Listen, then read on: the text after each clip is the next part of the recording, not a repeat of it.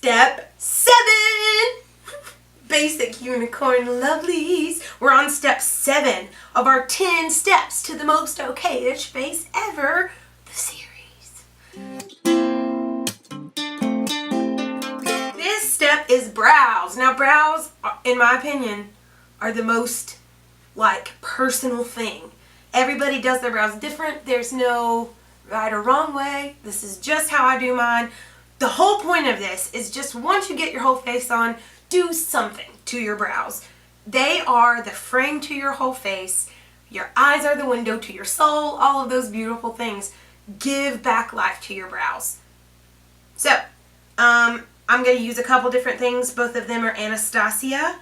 So the Anastasia Tinted Brow Gel in Granite, and then the medium brown powder.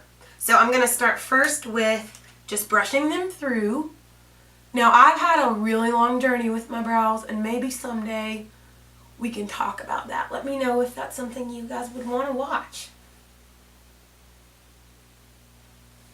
Your brows are supposed to be sisters. They are not supposed to be twins because your face is not symmetrical. You can do things to trick the eye, you know, if it's something that really, really bothers you or makes you insecure. But for the most part, I think it's a little bit harder work to just accept yourself and celebrate what you've got. And I would rather do that. I'm searching for that in my life, personally. So part of that for me is accepting crazy brows. They're not the same. My face, that's not the same on both sides. So I like to do the tinted brow gel first on myself because that lets me kind of lay them down, put them in place, and see what I'm working with. And then I can add less product. So once I've done that, I'm just going to take my powder and fill in the parts that are a little bit sparse. I'm using the darker shade towards the outside. I like to create a little bit more of an angle on this brow because it's missing some there.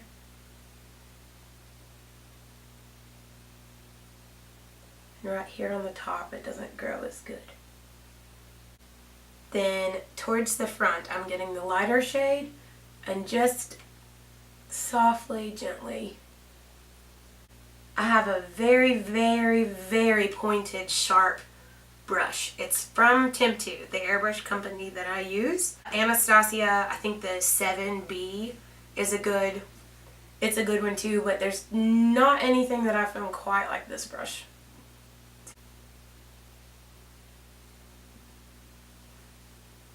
Look at that brow. Hey, look at that brow. See, they're not so different before I fill in this one's sparseness, but it just looks a little more done and neat and polished. This side, pretty good for now. Now I'm going to go to the other one. So now that I've got them both done, I just kind of make sure that they're not too harsh and that there's not any major gaps. So I'm brushing back through one more time and then sort of settling them down because I got some wiry, crazy brow guys.